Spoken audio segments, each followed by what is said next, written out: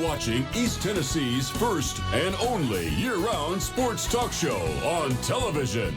This is The Sports Source with your host, John Pennington. Good Sunday morning and welcome into The Sports Source. Happy to have you with us today. We do one of these every August, and it's always one of the fan favorites. We bring out an entire roster of former Vol football players to talk about the season ahead and the state of the program. We'll get into this with our first segment, brought to you by our friends at Phil Cobble Fine Homes and Land. And when it comes to maximizing your return on a home sale, you can trust Phil and his team, whether it's their pre-market evaluation, their on-staff interior designer to help stage your home for an open house, or 30-plus years of negotiating expertise. Phil Cobble Fine Homes and Land can deliver for you. Give them a shout this week if you are looking to sell or buy a home. All right, I want to show what we've got coming up. Look at this. 6 VFLs in studio today, covering the years from 1965 through last year. We got 50 years of Vol experience here. Offense, defense, special teams covered. We're going to get their views on this year's Vols, and let's go ahead and take a look at the whole panel here. We got the guys. Want to welcome in one by one. This man, Dewey Warren, quarterback at Tennessee, 1965 to 1967, Swamp Rat, the original number 16, and still the hero of my uncle Bob Lewis.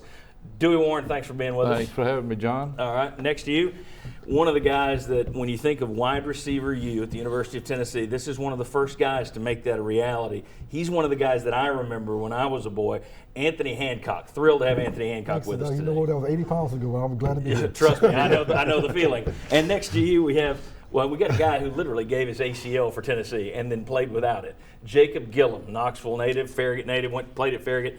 And Jacob last year hurt the first game, looked like a really terrible story, and then by gosh, he's back by mid-season. Jacob Gillum, thanks for being with us, buddy. Thanks for having me. All right, guys, we're going to talk throughout the show about a number of topics, but I want to let you guys start. A lot of fans right now fired up and excited about the talent level at Tennessee. You look, since Butch Jones arrived, you're getting top 10 signing classes. Last year, top 5 signing class. Is it too early to buy into, wow, look at these athletes? Or are you guys all sitting there saying the same thing, man, the talent level is on the move? Thoughts? Well, in some instances, they have great talent that they have recruited throughout the last several years and everything, and that's good. Now, the bottom line is, how can you put that talent together and put them in a position for them to win games? Because the bottom line is, at the end of the season, how many games did we win? How many bowl games, what bowl game did we go to? And how well did we do in the SEC, which is a very competitive conference. So therefore, you want to be able to have this talent level, realize the fact that, this is the cream of the crop. And you're playing against the cream of the crop of the SEC. So it's going to be an interesting challenge this year. Do your thoughts on the talent level at Tennessee? John, the talent level has really gone up. It was down. And let's be honest about it.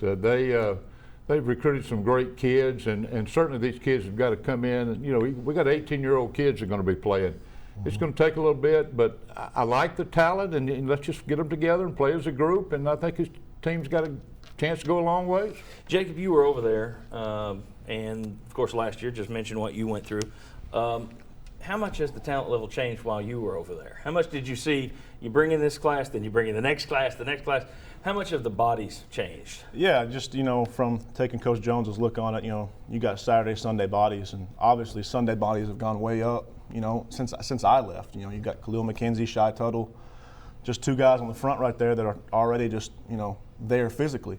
But, when I got there in 2010, talent was a little down, and, we didn't see much improvement over the course of when I was there. So now that Butch is there and getting everything right, we've seen a lot more Sunday bodies. Coaches always talk about, well, it's not the coaching, it's the Jimmies and Joes, we got to have the players out there. How much of it is just getting the right athletes, and how much of it is, well, you still better have a pretty good coach? Well, John, you can get all the great talent you want, but you got to coach them. I've always said this, if you get a 3-star, you need to coach them up to a 4-star. Nick Saban does as good a job as anybody doing that, and I think that's the key. You get the great athletes, get them to play together, get them in the right position, now coach them. And like Anthony says, playing in the SEC, the best conference, and it's a lot of talent. So do we have talent? Yeah, we've got talent. Now let's put it together, coach them up. And Dewey, of course, for those that don't know it, coached at BYU, coached at Kansas State, head coach Sewanee, you've coached all over the place. Dewey Warren knows a little bit about coaching people up.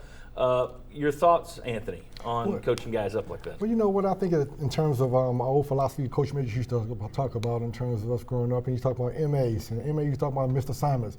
But it's really not Mr. Simons. It's about being mentally alert about what's going on. And I think Coach Jones is being put players in positions for them to be mentally alert of what they're going to be doing throughout the whole time period, them playing football, on and off the field. Be mentally alert about decisions that you make when you're on the field representing University of Tennessee. Jacob, you can speak to that. Thoughts on how Coach Jones is getting these guys ready? Yeah, Coach Jones, he does a really good job at just getting guys in the right positions to make plays. He's one of those coaches that knows what he has on the team, and he knows how to best utilize it. So I think, personally, he's done a great job coaching guys up. I started as a walk-on. I didn't have a star when I showed up, and over the years, I got a little better through coaching. So I think he's done a great job at that. Talk to me about the assistant coaches over there right now. There's a lot of these, you basically had the same group with the exception of Mike Majakian leaving and Mike DeBoard coming in. You pretty much had the same group.